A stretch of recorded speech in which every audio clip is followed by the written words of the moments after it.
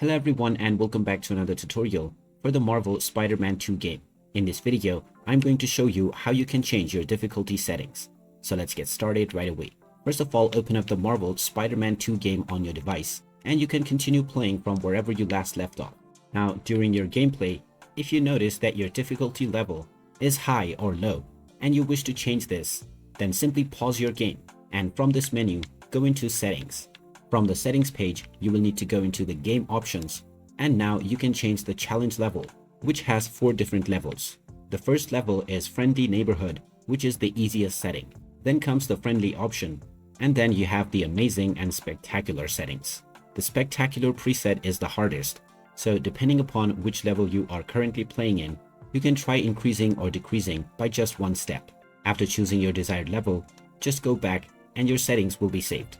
You can now continue your gameplay with your chosen difficulty setting applied. And there you have it. That is how easy it is to change the difficulty settings on the Marvel Spider-Man 2 game.